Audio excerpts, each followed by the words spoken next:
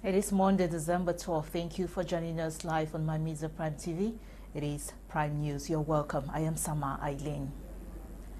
The President of the Republic of Cameroon, His Excellency President Paul Biya, is in Washington, D.C., USA on the invitation of President of the USA, Joe Biden, for the Africa-US Summit. Upon arrival in Washington, D.C., President Biya and his delegation were warmly received by Cameroonians residing in the USA, as well as former Amazonian separatists, among others. The summit opens tomorrow, Tuesday, the 13th day of December to the 15th of December 2022. Details right ahead. Well as President Paul Biya, accompanied by First Lady Mrs. Chantal Biya, arrived at the Joint Base Andrews on Saturday, December 10, 2022, where he was welcomed at the airport by Cameroon's ambassador to the U.S., Henry Etundi Esumba. The head of state and his entourage were then immediately escorted to Conrad Hotel, Washington, D.C., where they were received with warmth by CPDM party men and women residing in the U.S., among other Cameroonians.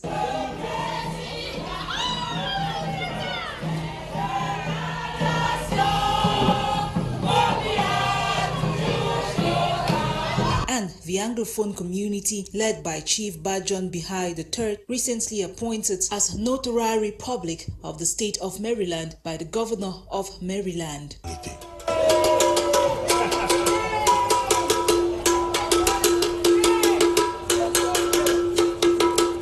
The presidential couple were then presented a bouquet of flowers at the hotel lobby, where they were greeted by Joseph Betty Asomo, Minister Delegate at the Presidency in charge of Defense, Le Jeune Mbela Mbela, Minister of External Relations, Mengot Victor Are Congo, Minister of Special Duties at the Presidency of the Republic, among others. It is worth pointing out here that many African heads of state, civil society experts, and business leaders are expected to take part in the summit, which kicks off on Tuesday, December 13th to the 15th, 2022 in Washington, D.C., USA. Key issues to be discussed during the event include peace, security and governance, democracy and human rights, economic engagement, global health, food security, climate change, diaspora engagement, education, and youth leadership. The Fonfuka Council in Boyo Division of Cameroon's Northwest region will in 2023 run on a budget of over 399 million, experiencing an increase of over 64 million, equivalent to 19.2% compared to the 2022 budget. The figurative forecast budget is a projection geared towards council projects to improve the livelihood of all in the Fonfuka municipality. Details in this report with Charles Kebwa. The budget for the Fonfuka Council in Boyo Division of the Northwest, voted by councillors in an ordinary session Friday, December 9, 2022, stands at 399,310,000 FCFA, experiencing an increase of 64,310,000 FCFA, equivalent to 19.2%, approximately over the 2022 financial budget. Present was the DO for Fonfuka, the DD of Mindivel Boyo, and a cross-section of elites. Addressing councillors, Fonfuka Council Mayor Gwe Philip Chia said the figurative forecast budget is projection geared towards the council projects with the context of accelerating and deepening the decentralization process. He urged councillors they are obliged to mobilize resources, finance part of Fonfuka Council local public action. Begin first by our programming. We are going to program to start our work procedure on time. We will award our projects on time. We will collaborate with the contractors and follow up and see that they execute the contracts on time. We will also call on the population to collaborate with the contractors, make the terrains at ease for them, so that they will be able to carry out these projects. Because if we manage time well, collaborate with the contractors and with the community, then actually our project will be carried out on time, executed on time, and we may even come down to the first position at the national level. Enumerating all council's projects effectively executed in 2022, Despite the ongoing crisis with Fonfuka Council emerging first in Boyo Division, second in the region and 9th position nationwide. Though with the Ngongbang Bridge destroyed by rain a nightmare to villagers crossing over to Boom Subdivision, Fonfuka Council envisage projects for 2023. Stakeholders are called to involve in local resource mobilization and educating taxpayers to pay their taxes given. It's the wish of Fonfuka Council come 2023 to be fully development oriented and improve on the livelihood of all in the municipality. In a related story, but away from the Northwest region, the Betua City Council in the Lum and Jerem division of the East region of Cameroon has adopted over 50 million francs CFA as budget for the 2023 financial year. The budget was arrived at during their budgetary session held on Saturday, December 10, 2022 at the Betua Council Hall. Ewane has details in this report. The session was dedicated to voting the 2023 budget for the Betua City Council in Lom and Jerem division of the East region. The budget session, which took place Saturday, December 10, 2022, at the Betua City Council, resulted in the adoption of the sum of 5,407,447 CFA francs as the standard budget for the 2023 financial year.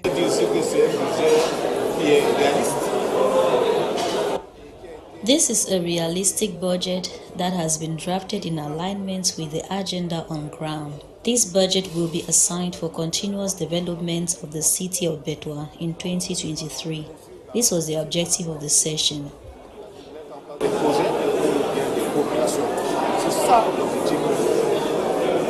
Amongst the many development projects earmarked for 2023 in Betua were diverse infrastructural development and several others. The details of the budget constitutes development of public versus ensuring the security of the population and the displacement of this population as well. We will equally focus on ameliorating the welfare of the citizens living in Betua so that they will be at ease wherever they find themselves.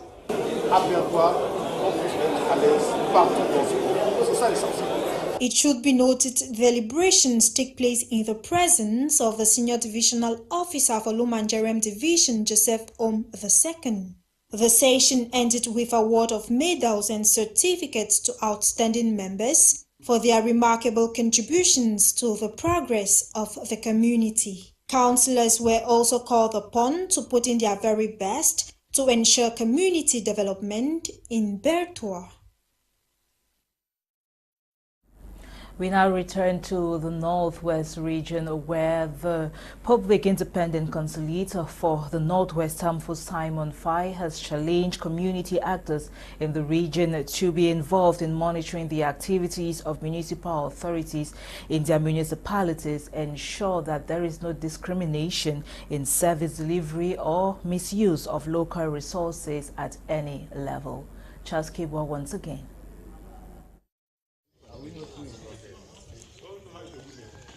The capacity building workshop organized by the Northwest Public Independent Conciliator Office for community-based actors in the region, December 8 and 9, 2022, the Public Independent Conciliator for the Northwest, Tamfo Simon Fai, challenged community actors to be involved in monitoring the activities of municipal authorities in their municipalities, ensure there is no discrimination in service delivery or misuse of local resources at any level. Councils function properly are the populations which are being served and not the mayors who are dispensing the services to the population.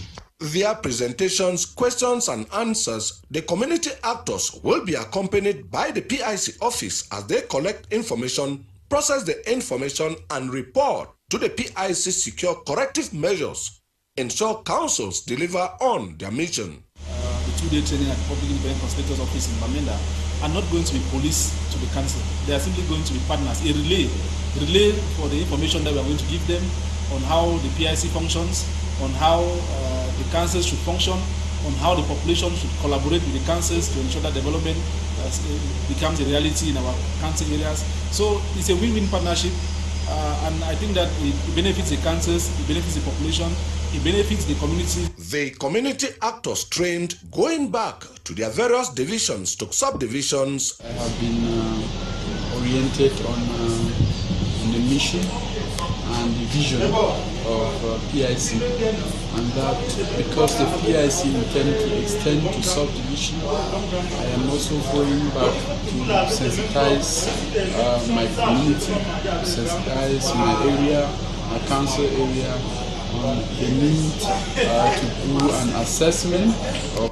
projects, monitoring of projects, because I realized that most of the projects in Fungal subdivision or in Zua municipality are not properly executed.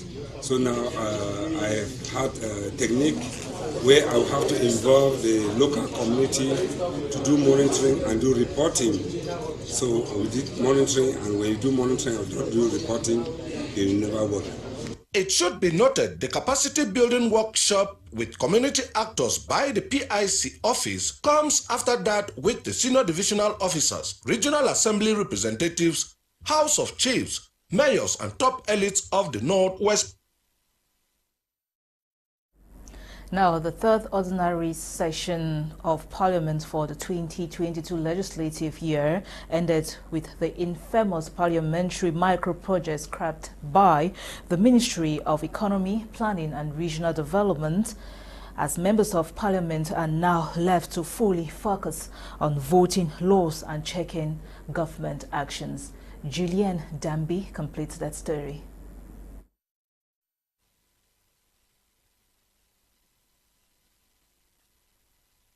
Cameroon's members of parliament received a sum of 8 million FCFA each fiscal year to implement what pundits have called ghost parliamentary micro-projects in their respective constituencies, especially in the area of basic social services. Recall, the Ministry of Economy, Planning and Regional Development, which was in charge of allocating this money, has scrapped it from its 2023 budget. The management of these funds has over the years been questioned, as there was no formal mechanism to control the use of the money by MPs so that the needs of the people are met in their constituencies. It is therefore hoped that members of parliament can now fully concentrate on their role in parliament, which is scrutinizing government actions and expenditures, amongst other things, rather than take up the job of the mayor in their constituencies. On to religious news. Religious leaders and members of civil society organizations in the Far North region have called for the reinforcement of peace in the Mayo Sava division. The meeting, which took place in Mora, was initiated by the Lutheran Fraternal Church of Cameroon in partnership with the Association of Inter-Religious Dialogue, ACADI, in the Far North. Katharina Kongwe now tells us more.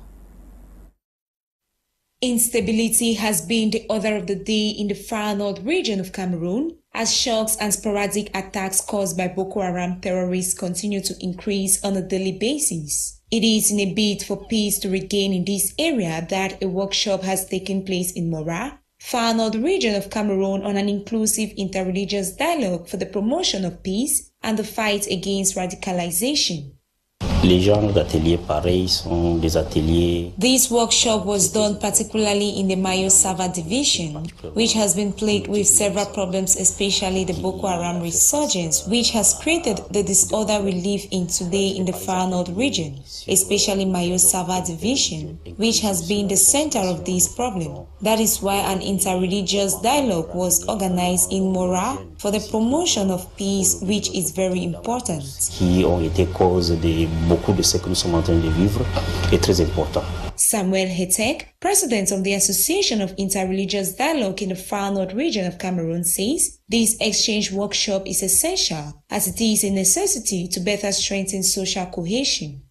Nous vivons à une période où le constat montre We live in a period where sensitization and other teachings are constantly lacking in our communities. That is why at times violence amongst people keep increasing. So we think there is need to keep sensitizing the community on tolerance, forgiveness and reconciliation, because it will encourage our brothers, sisters and members of the community who used to practice violence by error to show peace between their brothers and sisters. De nos frères et sœurs, des membres de nos communautés qui entre-temps ont été induits, j'allais dire, en erreur. By opening this workshop, the Divisional Officer of Mora, Emmanuel Krepin Kulu, has hailed this initiative which to him came at the right time. Away from religious news, let's talk education. The Hipmat University Institute of Boya has sent out its first batch of master's students. The ceremony took place over the weekend in Boya, chief town of the Southwest region. Emanuela C. was a part of that ceremony and now reports. At the 2022 convocation ceremony of the Hipmat University Institute of Boya, the first ever and pioneer batch of master's students were recognized, dressed and handed certificates by the representative of the Minister of Higher Education. A ceremony which saw over 347 students move their tassels from the right to the left. The pioneer batch of professional master's students were mandated by the president of the school to put to practice what they have been taught. Our pioneer MBA students have been mandated to put into practice all of what they have studied, all of what they have garnered from the very experienced and professional lecturers. As a pioneer, living the history of being the first batch of MBA management, Evaristus Likefua says it was not an easy task. So I'm very proud to be a pioneer. As a pioneer, like the professor said in the hall, we are being used like the guinea pigs, meaning all the efforts that they are trying to make Hipmat much better, they are trying to experiment everything on us. So I want to say it was not very easy, it was a difficult task, but thank God for the resilience and the support, especially from our teachers, our lecturers. They have been very supportive.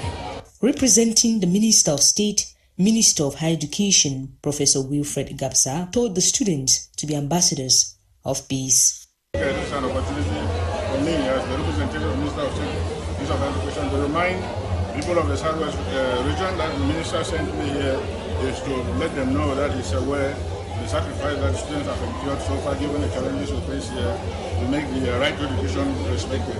At the Thanksgiving Mass, the Reverend Father schooled the students on the advantages of putting God first in their studies. On to health. Oral disease affects nearly 3.5 billion people worldwide. And according to data from the World Health Organization, poor oral hygiene accounts for an increase in diseases like stroke, oral cancer, lung problems, heart diseases, dental decay, diabetes, and more, not leaving out disability.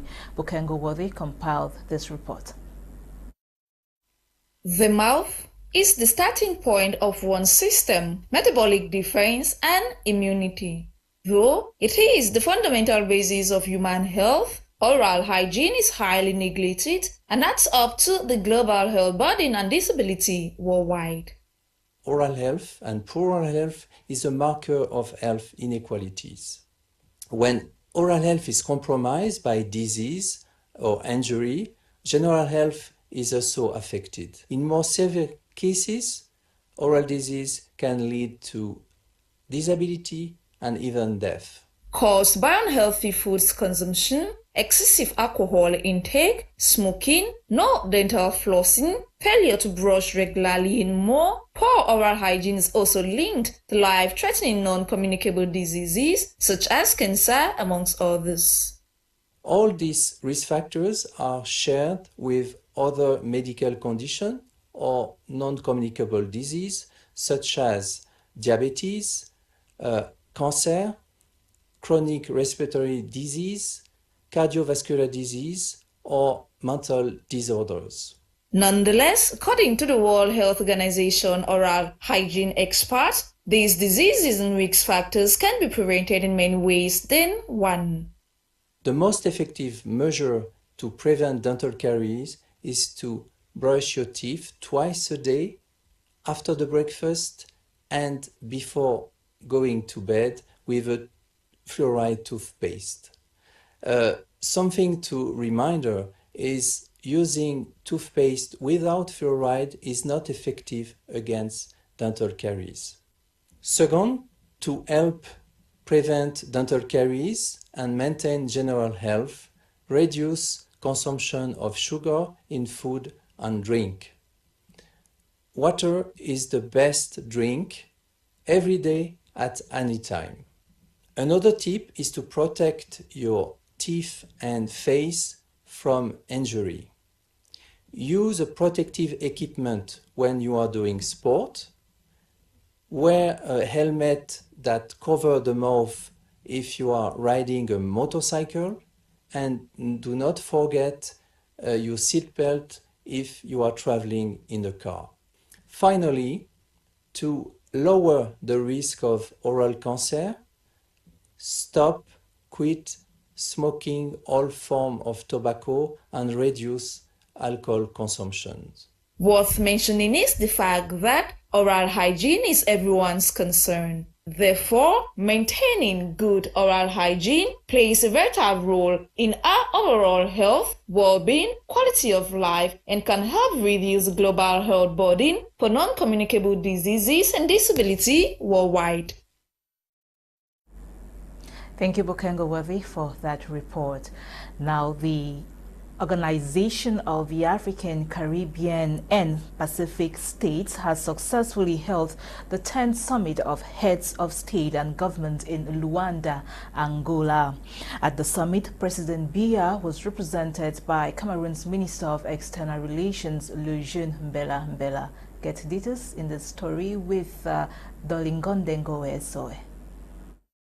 3 continents, 3 oceans, a common destiny, building a resilient and sustainable OACPS. This is the theme for the 10th Summit of Heads of State and Governments of the Organization for the African, Caribbean and Pacific States, which has held in Luanda, Angola. In representing Cameroon's head of state during the summit, the country's Minister of Foreign Affairs, Minister Lejeune Mbela, has taken part in this event, which has had the Secretary General of the OACPS, His Excellency Mr. Georges Robelo Pinto Chikoti, underlining the critical role of the OACPS and the core agenda of the summit. Meanwhile, the opening ceremony also witnessed the symbolic handing over of the OACPS presidency from the Republic of Kenya to the Republic of Angola. And as part of this formal process, a keynote address was delivered by the Vice President of Kenya, Mr. Rigathi Gachagua, as the outgoing president of the OACPS Summit. In addition, Mr. Antonio Guterres, Secretary General of the United Nations, addressed the summit through a video message. Furthermore, an interactive dialogue with strategic partners was also held with the aim of bringing together non-traditional partners, key bilateral and multilateral development partners, regional organizations, and development banks to strengthen their cooperation with members of the OACPS. Meanwhile, during plenary sessions, the heads of state and government discussed the many challenges that OACPS members were experiencing, such as land and ocean degradation, pollution, and economic shocks, including those induced by the COVID-19 pandemic, which had worsened the food security situation. And in this regard, they recognized the need to strengthen and expand the role and visibility of the OACPS on the international scene by revitalizing multilateral cooperation through inclusive dialogues and equitable partnerships. Worthy of note, the OACPS Summit is the largest formal and structured organization of developing countries spread over 3 continents, residing in unity, solidarity, and cultural diversity. It operates within the objectives pursued by the OACPS as defined in the revised Georgetown Agreement, in particular, the fight against poverty in member states, ensuring their sustainable development as well as their integration into the world economy. On to sports now. The mascot of the indomitable Lions of Cameroon, Gando Pinkett, has made some startling revelations about the 2022 FIFA World Cup, his journey as fan for about 40 years, as well as the fan/players relationship in particular, which he is not very comfortable with. He was speaking during an exclusive to My Media Prime TV last Saturday after being hosted here. Get details in this report with Magdala Eyong-Bisa. Celebrated indomitable Lions of Cameroon mascot Henry Muyebe, popularly known as Gando Pinkett, has revealed his journey of how he began supporting the Lions as far back as in the 90s, all for passion and love for the game and nation. During an exclusive interview on My Media Prime TV's special Carter Sports program. C'est mon talent qui m'a fait éclore de ce milieu. Nobody chose me, but my talent is what has brought me where I am today. I have been into this for over 40 years. I had as well attended the first AFCON that Cameroon won in 1994 in Abidjan, and I earned the mascot name in the year 1998.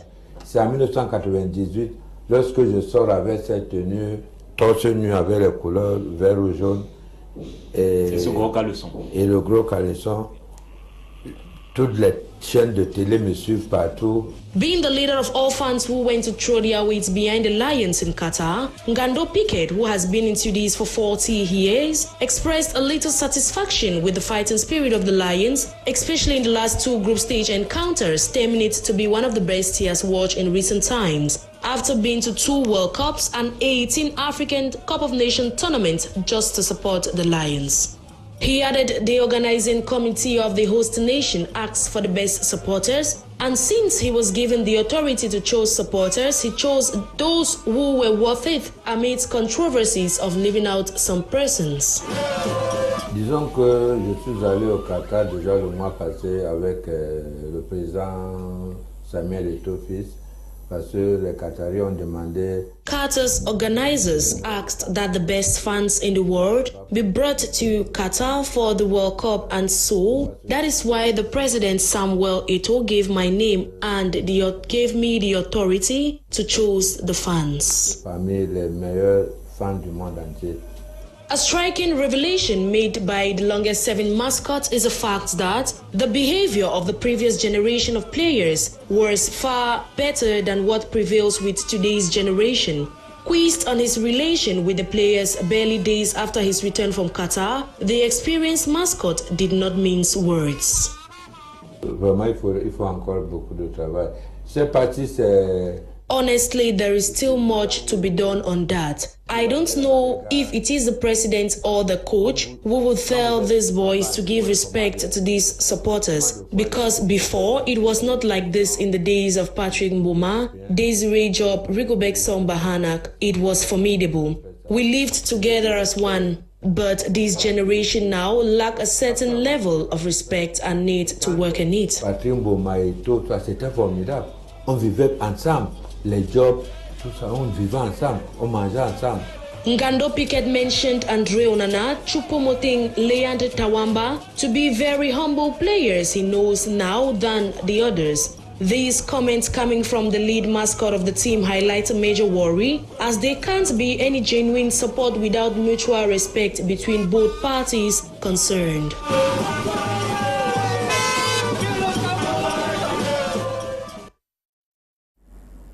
In a related development, the indomitable Lions of Cameroon have recorded a monumental 10-place rise in the Coca-Cola FIFA rankings recently published. That was this week.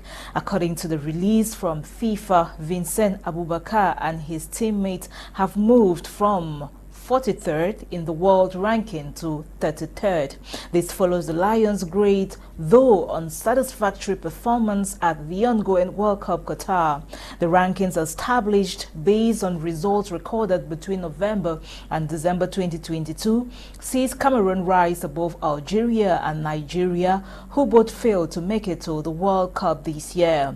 The latest move places the boys of Rigobert Song on the 4th spot in the continental rankings, only below Morocco, Senegal and Tunisia, who all had a satisfactory 2022 FIFA World Cup. The Rigobert song-inspired Cameroon team played 5 matches within the period in question, recording 3 draws, a defeat and a historic victory against 5 times world champions Brazil. Bravo, Lilian.